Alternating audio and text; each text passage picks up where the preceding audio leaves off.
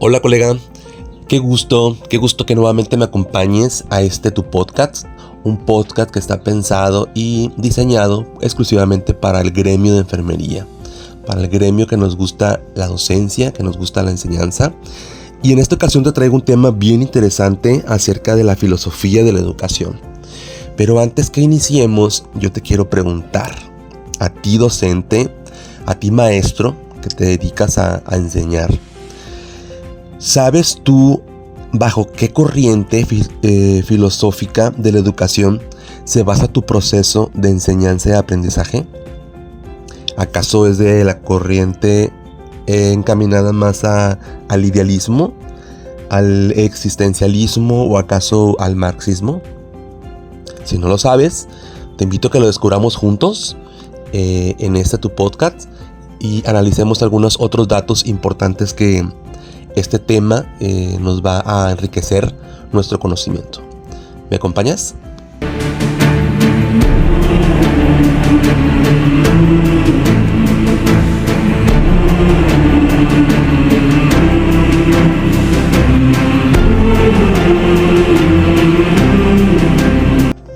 Qué gusto que me sigas acompañando en tu podcast y como te comentaba al inicio, este tema es muy importante, sobre todo para quienes nos dedicamos a la docencia, ¿verdad?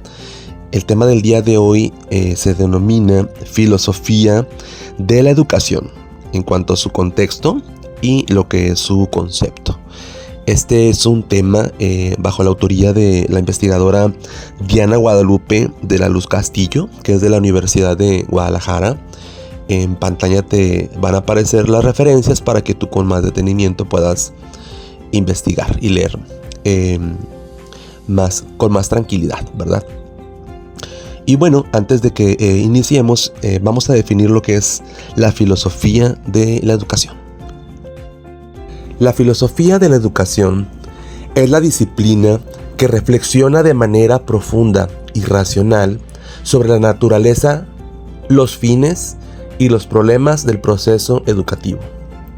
Más allá de un método de enseñanza, cuestiona qué tipo de ser humano es el que se desea formar y qué valores se deben de fundamentar en su aprendizaje.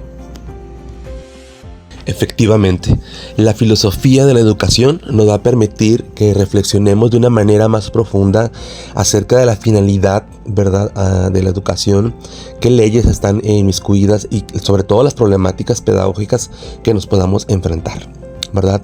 La autora nos hace referencia en esta literatura de 3 pilares básicos que hay en esta modalidad, ¿verdad? O que hay en esta filosofía, y sobre todo que debemos nosotros de respondernos cada que tengamos una propuesta educativa. La primera de ellas es qué tipo de alumno es el que queremos nosotros formar, ¿verdad? También cuáles son los medios, las estrategias, todo lo que nosotros necesitamos para poder lograr los resultados esperados. Y por último sería la finalidad, ¿verdad? ¿Qué es lo que queremos alcanzar? ¿Qué es lo que queremos llegar con este tema? Como todos ustedes saben, pues yo doy la materia de quirúrgica. Entonces yo me pongo a analizar cuando estaba leyendo el documento para este podcast. Ok, dije, bueno Arturo, tú das la materia quirúrgica, respondiendo a estos pilares, ¿qué tipo de alumno quieres tú formar al momento de dar esta materia? Y pues claro que yo quiero formar un alumno que al final de la materia o cuando concluya esa materia conozca lo que es un quirófano, las partes de un quirófano, cómo debe de ir vestido en un quirófano, cómo se debe de dirigir en un quirófano, qué elementos contiene una sala de quirófano, qué elementos debe de él de valorar al momento de recibir un paciente, qué técnicas sépticas y antisépticas debe de dominar en una sala de quirófano, y sobre todo cuáles son los factores críticos, cuáles son las cuestiones que él debe de tener bien comprendidas, bien analizadas al momento que se presenta una urgencia quirúrgica. Eso es lo que yo quiero formar. Eso es lo que quiero que al final mi alumno lo conozca, lo comprenda y de alguna manera sepa reaccionar, ¿verdad? ¿Qué medios voy a utilizar? Contestando el segundo campo, pues obviamente todos los que se puedan, ¿verdad? Desde el misma sala de quirófano, los materiales, lo que son las prácticas, videos, todo lo que es apoyarme en la inteligencia en cuanto a la tecnología, ¿verdad? Para poder practicar, para poder ver, para poder analizar y que él entienda y lo comprenda de esa manera. Que sea el factible el poder actuar de una manera bajo estas competencias que se espera que él alcance, ¿verdad? ¿Con la finalidad cuál? Bueno, pues con la finalidad que él cuando llegue a un quirófano, ya sea como un licenciado en enfermería egresado o cuando llegue a su práctica en su próximo semestre, él llegue y no se sienta perdido, no se sienta temeroso. Sí, obvio, porque es un área nueva y el quirófano siempre impone, a todo el mundo nos impone. Sin embargo, él tenga las bases y los conocimientos de qué es lo que se hace en un área. Él va a aprender, él va a practicar, pero él tiene los cimientos y él tiene las bases. Esas son las 3 respuestas que yo tendría al momento de hacer mi proceso educativo, ¿verdad? Aquí respondiendo lo que me comenta la investigadora, eso es lo que yo haría, y así cada uno de ustedes en cada una de sus temas o en cada una de sus materias, ¿verdad? Que les toque impartir, tendremos que hacernos estas mismas preguntas, ¿verdad? ¿Qué tipo de alumno es el que yo quiero formar? ¿Cuáles son los medios, las estrategias, ¿verdad? Que yo quiero utilizar o puedo utilizar, o qué es el recurso que yo tengo a la mano, ¿verdad? Porque también es válido. Hay ocasiones en que no hay lo que nosotros queramos y tenemos que adaptarnos al recurso que hay. Y sobre todo, ¿qué es lo que quiero yo que mi alumno alcance? ¿Cuáles son los valores que él tenga? Obviamente mi alumno, al finalizar, él debe ser responsable, debe ser empático con su paciente, debe ser íntegro, debe ser honesto, debe ser obviamente tener ese amor al prójimo para poder atenderlo. Entonces todos esos son valores intrínsecos, son valores que se enseñan, valores que ya los traes también desde casa y que van a ser fundamentales para que se cumpla con éxito esa materia, que se cumpla con éxito ese proceso educativo. Relaciona la pregunta que te hice al inicio, si sabías bajo qué corriente filosófica en cuanto a la educación se basaba tu proceso de enseñanza. Pues bueno, en esta literatura también nos marca que hay diversas corrientes filosóficas educativas, ¿verdad? Las cuales han configurado la manera como vamos a entender o cómo entendemos lo que es el aula, ¿verdad? Cómo se maneja el conocimiento y la autoridad, sobre todo en este tipo de educación. Entre las primeras que nos comentan es la idealista, ¿verdad? Esta corriente idealista, ¿verdad? Esta concepción idealista, pues está representada desde la filosofía griega, ¿verdad? Ya tiene bastantitos años que está presente este tipo de filosofía y pues bueno, se concebía a lo que era el ser humano, ¿verdad? Como una esencia inmutable, como una esencia eterna y fija, ¿verdad? Aquí lo que nos caracterizaba, sobre todo este tipo de filosofía, ¿verdad? Era acerca de un modelo dogmático, ¿verdad? Estaba sustentado en lo que es la clase magistral, ¿verdad? Solamente el maestro es el que tenía la información, daba esa clase maestra, ¿verdad? Es el que tenía la única verdad. Y pues el alumno estaba más pasivo, escuchando, observando todo y recibiendo toda la información que el maestro le estaba proporcionando, ¿verdad? Aquí obviamente la creación espontánea era prácticamente neutralizada. Aquí en este tipo de filosofía, pues prácticamente los fines educativos eran iguales, no había modificaciones, eran prácticas repetitivas, autoritarias, muy pasivas por parte del alumno. Su método principal era la clase magistral, ¿verdad? Recordemos aquellos salones en los que había un escaloncito y el maestro es el que único que tenía la verdad y que podía estar allí en ese lugar, ¿verdad? Nosotros como alumnos sentados, calladitos, escuchando lo que el maestro decía y anotando toda la información, ¿verdad?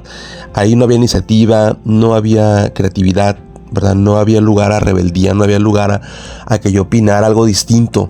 Lo que él dijera, lo que el maestro dijera en ese momento era la absoluta verdad. ¿Te reconociste con esta filosofía? ¿O acaso recibiste este tipo de educación? Yo sí, a mí me hizo mucho ruido en mi niñez. Este fue el tipo de educación que yo tuve en mi niñez, ¿verdad? Donde solamente el maestro era el que decía la verdad. Si él decía que era color azul, era color azul. Aunque yo lo viera celestito, aunque yo lo viera azul rey, era azul lo que él decía. Entonces, este era un tipo de educación que estaba pues en ese momento y funcionó en su momento. Sin embargo, ya para el siglo XIX llega la filosofía marxista, ¿verdad? Con Marx a la cabeza. Y pues para él prácticamente la esencia humana dice que no es fija. Todo lo contradictorio a lo que nos dictaba la filosofía idealista, ¿verdad? Para él pues construye otra cosa distinta, ¿verdad? Para él es más el trabajo consciente y más universal. Desde su perspectiva, ¿verdad? El fin de la educación pues es transformar la conciencia para superar lo que es su alineación. Y para lograrlo pues se propone un modelo integral donde haya 3 ejes principales: la parte intelectual, la parte física y la parte técnica, sobre todo esta última parte, donde él podría unificar, ¿verdad?, lo que era el trabajo productivo, pues con el desarrollo del espíritu, ¿verdad? Aquí el alumno obviamente tenía un poquito más de participación, ¿verdad? Ya no éramos alumnos tan pasivos, ¿verdad? Ya teníamos esa oportunidad de opinar acerca de lo que estábamos escuchando y que estábamos en ese momento analizando. Teníamos una razón para poder nosotros investigar, analizar. No estábamos de acuerdo, podíamos decirlo, podíamos opinarlo y teníamos esa apertura, ¿verdad? Ya para el siglo XX hay nuevamente una ruptura en cuanto a la forma de educar, en cuanto a la forma de dar esta enseñanza, ¿verdad? Y llega lo que es el existencialismo, ¿verdad? Aquí el existencialismo en su eslogan, por así decirlo, ¿verdad?, nos dice que la existencia le precede a la esencia, ¿verdad? La existencia le precede a la esencia. Aquí pues obviamente los valores tienen un papel fundamental en cuanto a este tipo de filosofía. Aquí la educación se convierte más que en un fin, se convierte pues en sí mismo, ¿verdad? La postura que tienen aquí en ese tipo de filosofía, donde nos dicen que no es importante que memorice el alumno el contenido tal cual como nos lo están enseñando, sino que él tiene la oportunidad de buscar la información, analizarla y hacer su propio autoaprendizaje, hacer su propio autoconocimiento. Con la llegada de las tecnologías nos favorece demasiado este tipo de enseñanza, ya que el alumno contribuye junto con el docente en cuanto a lo que va aprendiendo, en cuanto a los módulos, cómo aprenderlos, en qué tiempos, en qué modos, y sobre todo las evaluaciones en conjunto que permiten ese crecimiento no solamente al alumno, sino también al profesor. Entonces, esta parte es bien importante porque hay un crecimiento enorme en cuanto al proceso de enseñanza-aprendizaje, sobre todo por la experiencia que va manejando tanto el alumno como el profesor. Como les comento, el plan de estudio se flexibiliza por completo. Los métodos se van a adaptar al estudiante. La evaluación pues es un proceso más participativo, ¿verdad? Con la llegada de este tipo de tecnología tenemos la oportunidad también nosotros de poder escoger qué tipo de estudio podemos hacerlo, inclusive en línea, qué días, qué horas, qué momentos, y en base a la información que se nos da, poder analizar lo que estamos leyendo, observando y crear nuestro propio conocimiento. Esto sin duda es un gran paso a la enseñanza, es un gran paso al aprendizaje, porque nos permite tener un pensamiento más crítico acerca de lo que estamos observando en base a las necesidades que hay pues en cada área, en cada región. Entonces, ¿te identificaste con alguna de estas 3 filosofías? ¿Practicas alguna de estas 3 filosofías? ¿Te quedaste en la idealista? ¿Estás con la marxista o practicas el existencialismo? Esto es algo que es bueno analizar, que seguramente practicamos nuestro proceso de enseñanza. Sin embargo, a lo mejor algunos de nosotros no sabíamos cuál era nuestro andar, ¿verdad? O nuestra base. Y nos lleva a recordar, ¿verdad?, que algunos de nosotros pues tuvimos esa parte de idealismo en la cual lo que el maestro decía era lo único que se hacía, ¿verdad? Dentro de esta filosofía moderna, la autora también nos hace referencia acerca de unos principios pedagógicos que son clave y que van a estructurar lo que es nuestra práctica docente. Entre ellos está la individualización, donde nos recomienda que nuestros alumnos se los eduque de una manera individual, respetando intereses, respetando capacidades y que ellos aprendan a su propio ritmo. No todos aprendemos de la misma manera. Hay quienes somos más visuales, hay quienes somos más auditivos, hay quienes somos más kinestésicos. Entonces, respetar, primero identificar y luego respetar y posteriormente ayudarlos a que aprendan a su propio ritmo y a su propia manera. Después tenemos la socialización, ¿verdad? La socialización es un complemento muy importante, sobre todo en las escuelas, el que ellos aprendan a convivir con sus demás compañeros. Eso le va a permitir una transmisión de información, de enseñanza, de aprendizaje, de experiencias, intercambiar culturas, intercambiar ideas, poder defender su opinión, poder defender lo que ellos tienen de pensamientos. Entonces eso les va a ayudar también a que socialicen y que aprendan a poder interrelacionarse pues con las demás personas. Eso fomenta lo que es la educación, ¿verdad?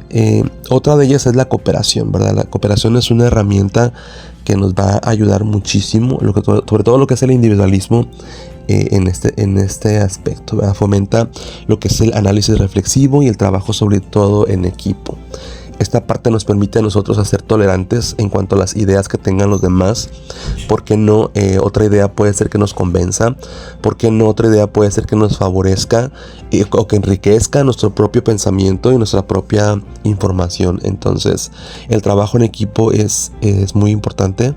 Es por eso que este principio, ¿verdad?, pedagógico en cuanto a la cooperación es de suma importancia en esta práctica moderna, sobre todo porque en nuestros trabajos tenemos que trabajar en equipo, y si esto lo aprendemos o ayudamos a nuestros alumnos a que lo aprendan desde lo que es sus primeros años de aprendizaje, obviamente esto les va a consolidar a su carrera en sus trabajos. Y pues bueno, en conclusión podríamos decir que entonces la filosofía de la educación no es una teoría que es abstracta, ¿verdad? Más bien es una matriz, ¿verdad?, que nos va a definir qué es lo que vamos a hacer en el aula, cómo debemos de evaluar a nuestros alumnos, qué tipo de alumnos son los que queremos formar, qué queremos construir, ¿verdad?, para llegar a que sean buenos ciudadanos, sobre todo. Desde el autoritarismo idealista, desde la forma marxista o de una libertad más existencialista. ¿Qué manera quieres tú enseñar a tus alumnos? Yo creo que cada decisión curricular, cada materia que tú des, siempre nos debemos de hacer esta misma pregunta antes de iniciar. ¿Qué tipo de alumno es el que yo quiero formar? ¿Qué tipo de alumno es el que yo quiero dejar en la sociedad?